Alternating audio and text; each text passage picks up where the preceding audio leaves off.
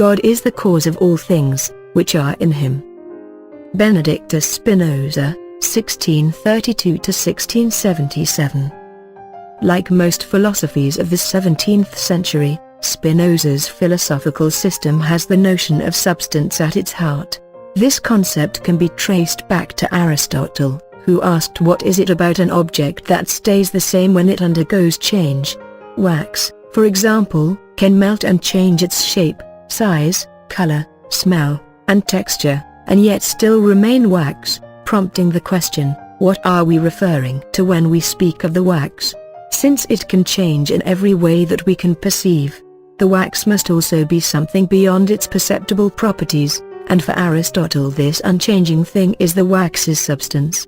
More generally, substance is anything that has properties, or that which underlies the world of appearance. Spinoza employs substance in a similar way, defining it as that which is self-explanatory, or that which can be understood by knowing its nature alone, as opposed to all other things that can be known only by their relationships with other things. For example, the concept cart can only be understood with reference to other concepts, such as motion, transport, and so on. Moreover, for Spinoza, there can only be one such substance, for if there were two, understanding one would entail understanding its relationship with the other, which contradicts the definition of substance. Furthermore, he argues, since there is only one such substance, there can, in fact, be nothing but that substance, and everything else is in some sense a part of it. Spinoza's position is known as substance monism, which claims that all things are ultimately aspects of a single thing, as opposed to substance dualism, which claims that there are ultimately two kinds of things in the universe, most commonly defined as mind and matter. Substance as God or nature. For Spinoza, then, substance underlies our experience, but it can also be known by its various attributes. He does not specify how many attributes substance has, but he says that human beings, at least, can conceive of two, namely, the attribute of extension, physicality, and the attribute of thought, mentality.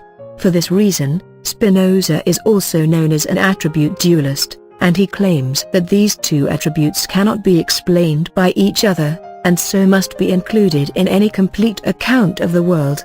As for substance itself, Spinoza says that we are right to call it God or nature, Deus sive natura, that self-explaining thing which, in human form, sees itself under the attributes of body and mind. At the level of individual things, including human beings, Spinoza's attribute dualism is intended in part to deal with the question of how minds and bodies interact. The things that we experience as individual bodies or minds are in fact modifications of the single substance as conceived under one of the attributes. Each modification is both a physical thing, insofar as it is conceived under the attribute of extension, and a mental thing, insofar as it is conceived under the attribute of thought.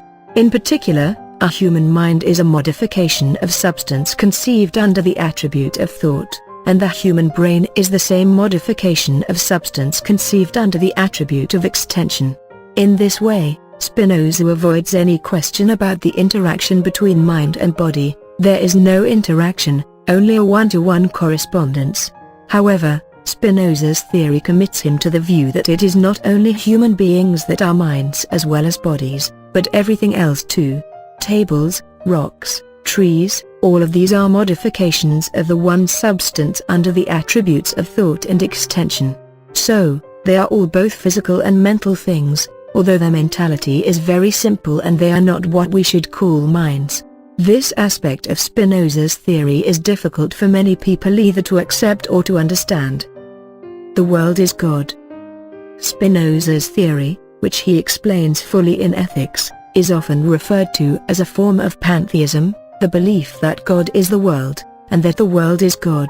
Pantheism is often criticized by theists, people who believe in God, who argue that it is little more than atheism by another name. However, Spinoza's theory is in fact much closer to panentheism, the view that the world is God, but that God is more than the world. For in Spinoza's system, the world is not a mass of material and mental stuff, rather, the world of material things is a form of God as conceived under the attribute of extension, and the world of mental things is that same form of God as conceived under the attribute of thought. Therefore the one substance or God is more than the world, but the world itself is entirely substance or God. However, Spinoza's God is clearly different from the God of standard Judeo-Christian theology. Not only is it not a person, it cannot be regarded as being the creator of the world in the sense found in the book of Genesis. Spinoza's God does not exist alone before creation, and then bring it into existence. God is the cause. What can Spinoza mean, then, when he says that God is the cause of everything? The one substance is God or nature, so even if there is more to God than those modifications of substance that make up our world, how can the relationship between God and nature be causal? First, we should note that Spinoza, in common with most philosophers before him, uses the word cause in a much richer sense than we do now, a sense that originates in Aristotle's definition of 4 types of cause. These are, using a statue as an example, a formal cause, or the relationship between a thing's parts, its shape or form; a material cause, or the matter a thing is made of, the bronze, marble, and so on; an efficient cause, or that which brings a thing into being, the sculpting process; and a final cause, or the purpose for which a thing exists, the creation of a work of art, the desire for money, and so on. For Aristotle and Spinoza, these together define cause, and provide a complete explanation of a thing, unlike today's usage, which tends to relate to the efficient or final causes only.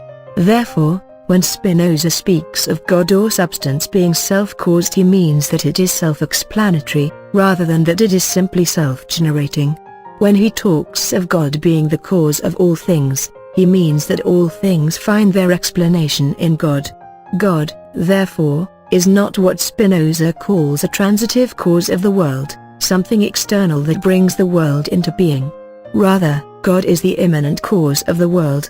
This means that God is in the world, that the world is in God, and that the existence and essence of the world are explained by God's existence and essence.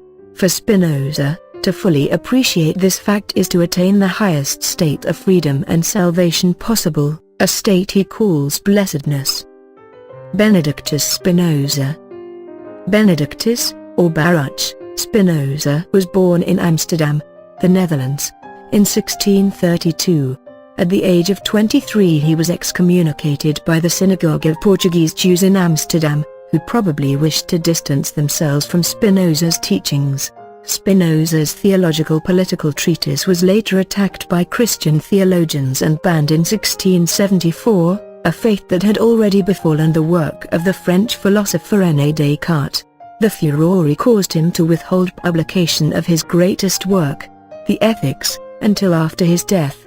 Spinoza was a modest, intensely moral man who turned down numerous lucrative teaching positions for the sake of his intellectual freedom. Instead he lived a frugal life in various places in the Netherlands, making a living by private philosophy teaching and as a lens grinder. He died from tuberculosis in 1677. Key works: 1670 Theological-Political treatise, 1677 Ethics,